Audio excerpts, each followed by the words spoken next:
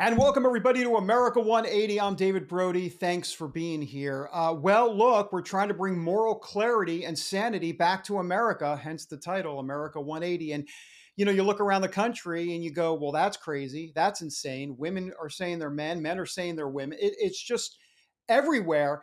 Having said that, there are some states, believe it or not, where sanity, let's be honest, reigns more than in other states. And one of those states is the great state of South Dakota with the great governor, Governor Kristi Noem, who joins me now. Governor Noem, great to have you on the show.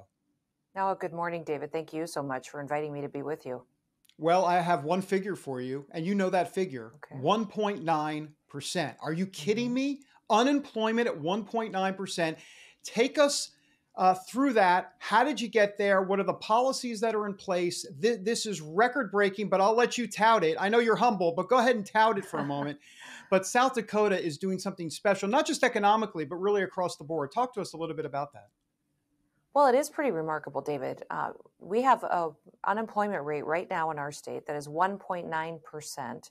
It's the lowest that our unemployment rate in our state of South Dakota has ever been, but it is the lowest unemployment rate that any state has ever had in the history of America since they've been tracking unemployment rates. So it's pretty remarkable. What I love about it is it kind of tells the testimony of South Dakota that our people get up every day, that they go to work, they believe in a work ethic, they know their purpose for why they were created, and it was to serve people, and that they do better physically, mentally, and spiritually when they're acting out according to their purpose and doing that. So it's remarkable that we can lead the country by being this example to the nation. But also, I would say it does come with some challenges. We've got a lot of open jobs as well that we need to get people moved into as far as recruiting them to our state. We've got businesses that are thriving and expanding. They're all looking for people that will come and be a part of their future. And so that is a continuous challenge we're going to deal with until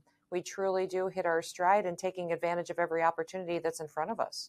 Yeah. Speaking of challenges, talk to me a little bit about the cultural divide in this country. I mean, we've seen it play out for a long time. It's so funny because the critics love to say, "Oh, the culture wars; those are a thing of the past." No, they always keep coming back, the various different forms, and here we are again. And honestly, it seems like this one's on steroids. What is your sense of what has happened in America? Spiritually, culturally, and honestly, they always say politics is downstream from culture, and it does seem indeed that all spheres are being affected here.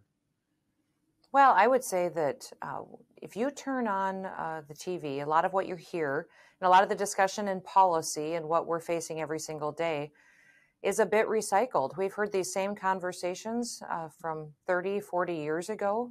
What's interesting to me is how far they're taking this cultural agenda that the left has, that the extremists have. And frankly, the Democratic Party has turned into a bunch of activists. I would say you talked about the spiritual challenges that we have. It does feel like it's a spiritual battle. It is very much a discussion that we need to go into with eyes wide open, that this isn't about fairness. They're not trying to promote people having freedom. What they truly are doing is trying to eliminate our morals, our values, the foundation of what made America strong. And so knowing what kind of a battle we're facing is incredibly important to know that we can have victory and have a strategy to not just talk on TV shows about what we want to see happen, but actually have a strategy to get the policies put in place, make sure they're strong policies that can be defended in court so that we can win this battle to protect the hearts and minds of our children and to have every opportunity for every person in this country like it's always stood for.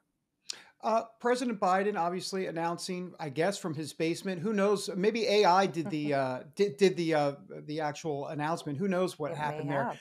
They may have, but anyhow, the point simply is that he is announcing. I'll be honest with you, and I'm not saying this as a joke, but are you kidding me? I mean, I'm trying to understand how in the world this could happen. My guess is that the Democrats think they have a great ground game in terms of whether it be mail-in voting or legal ballot harvesting. Some would say illegal ballot harvesting. But the point is, like, he's kind of like just a prop at this point because they think they can win it on the ground. What is your sense of the destruction that Biden has done to this country, but also his chances in 2024 against whoever the Republican may be? Well, I would agree with you. I thought that was a very weird video. I thought it was dark and depressing. Yeah. strange, and I've never seen an announcement for a presidential election like that before, just literally checking the box and absolutely no work or effort or desire to communicate face to face with the voters that will be necessary to win. So you look at the strategy behind that and why it was put that way. I'm sure it's to control any damage that could happen if you actually put President Biden out on a stage or at a rally or in front of voters, that something would be said or done that would completely change the message. This was a controlled environment, which is what they can do to truly manipulate him and utilize him to stand up their policies. It's clear he's not running this country. And it's clear that they want to continue to have a puppet that they can use for many years to fundamentally remake the United States of America. So, that's the challenge, is they've won before, and they've won before not by just doing one thing. They've done it by putting everything on the table, being able in every different state to utilize unaccountability, by utilizing a pandemic to be able to distort voter turnout and counting of ballots. It'll continue, and I think that they will continue to use every method, legal or illegal, to do what they need to.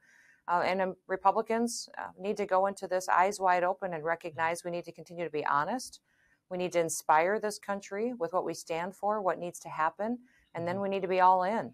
We need to be all in, working hard to make sure that that isn't allowed to use the same tactics that allowed Joe Biden to get into the White House the first time. You mentioned legal or illegal. Do you believe there is some nefarious activity going on? I think that, do you believe that's pretty clear, whether it be 2020 or somewhere in the past or in the future potentially?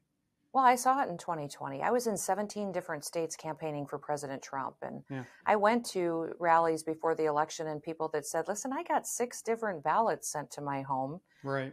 And they all had my maiden name on it. I'd gotten divorced, so that had my first married name on it. Then I got another one for my new name, and they had my name misspelled on one. I can fill all these out. I can mail them all in, and I can vote 6 times if I want to, because they've never cleaned up their voter rolls. We know in some states that we saw unions collecting ballots in parking lots of Walmarts and stores and delivering them to be counted. That's what I think. We just saw incredible things happen, and we haven't seen any laws go into place that stopped that in many of these states. So yes, I did see illegal activity. I did see that going on, but I don't think it was one big situation. I just think that you saw a lot of people that were able to vote and vote multiple times if possible. And I think that we need to make sure we have integrity in our system, that we have an election that we can count on. And I'm proud of the states that have taken action to make sure that we have the ability to have a state and a vote and an election day that we can trust. Yeah. My straight up question about Donald Trump is, are you with him in 2024? Because there's a lot of folks in the Republican, I say a lot of folks, there are some folks in the Republican Party that want to move on, that say, look, we appreciate your service. You were great at the time, but it's now time to move on and kind of pass the mantle. What's your sense of that, Governor? Well, President Trump's policies were great for South Dakota. I understand people having different people that they support in this election that may be coming up. His policies were good for our state. We certainly worked well together. We'll continue to watch what's going on and how this all develops. But I do know that we need to get Joe Biden out of the White House. And so if whatever effort it takes to get that done, I'll be very helpful to that. Are you supporting President Trump in 2024? Do you feel confident that he can do the job once again and that he can win the nomination? Oh, he knows that, and he and I talk on a regular basis. He knows that his policies were fantastic for us. And, we did the tax cut and reform bill together. We did a lot of policies. He helped me with agriculture policies and things that were important for our state. Our country was thriving and in a much better position when he was in the White House. You are pro-life. Your positions and your policies in South Dakota, strongly pro-life. What about at the national level? That's kind of been the sense since Roe v. Wade. We know it's a state issue now as it relates to states will decide. But at the same time, there's now debate about whether or not this should be a national, something should be done at the national, federal level. What is your belief on that? Well, Roe v. Wade turned the decision-making back to the states. South Dakota is a very pro-life state when you look at the policies that we have. I am as well as a governor. I hope that in this next election cycle that we see people be strong and honest and truthful about their values, that if you're pro-life, be pro-life and explain to people why you are. There may be people that disagree with that position. We may agree on 80 other percent of issues. And having that communication and that honesty is what voters are looking for. So I'm hopeful that every single candidate running for office will explain why they are, and then also talk about all the other issues that these leadership decisions have and consequences on their lives. Leadership has consequences. It matters who sits in these seats. And when it comes to life issues, it's important that we're communicating clearly on why we hold the beliefs that we have and why we think it's important to protect our children. I think there's a view of the reason this should be done at the federal level when it comes to the abortion. I know it's contentious and I know there's no consensus here, but the reason a lot of folks on the pro-life side want to see something done at the national level is because the Democrats are going to try to do it at the national level. We've already seen an attempt for them to codify Roe v. Wade into law through the Senate. It failed. So the sense is like if they're going to do it nationally, then we need to not have an ostrich strategy, but indeed, fight that fight nationally as well.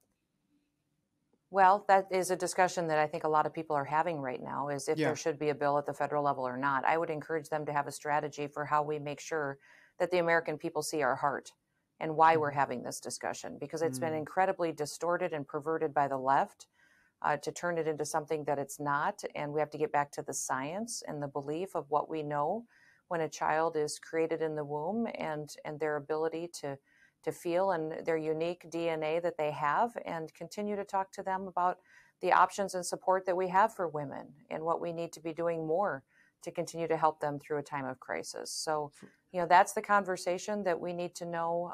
That communication has not been fantastic in the past, and it needs to be an honest one that really addresses some of the challenges that women face when they find themselves in an unplanned pregnancy. For sure. Governor Noem, as we kind of wrap up here, how do we turn this country around? I mean, the pulse of this show is America 180. I think there's a lot of people that are frustrated. And let's be honest, a lot of people complain and then continue to eat Doritos and watch Netflix and not do much about it. I mean, there are a lot of people that are doing things about it, but there's an army of folks that really need to kind of get mobilized. How do we turn this country around? It feels like we need to be at the precinct level, the county level, in the school boards, all of that, because we kind of get distracted by a lot of the national attention here. What is your view on that?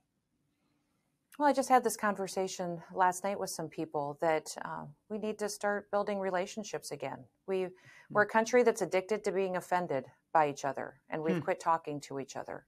So I'd encourage everybody who's out there complaining to go find someone you quit talking to because you disagree on politics or government or something. Sit down and start by listening to them, hear them. Nobody feels like they're being listened to anymore. And then start asking them questions. You may find that you understand their heart a little bit more. You get the chance to have a policy discussion you haven't had with them for a very long time. And remember that God can change someone's heart and change everything overnight. I told a story about one time in Washington, D.C., listening to a speech. I was so upset by the lies that were going on that I started to pray against that person, that their speech would be confused, they'd forget their words, and then I realized I was being disobedient to what God has called us to do. He's called us to pray for our leaders, no matter who they are or how much we disagree with them, that overnight, by changing their heart, that many, many things in this country could be righted again. So, it's not just praying, it's also doing. We act out our faith as well and continue to build those relationships with people.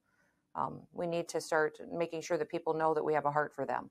I remember about a decade ago, I was at your home, and you talked about being a mission field, and that I remember you mentioning about Barack Obama at the time, that you were frustrated with some of what he was doing, and that reminds me of that conversation. Yeah. Absolutely. I just think, people are losing hope.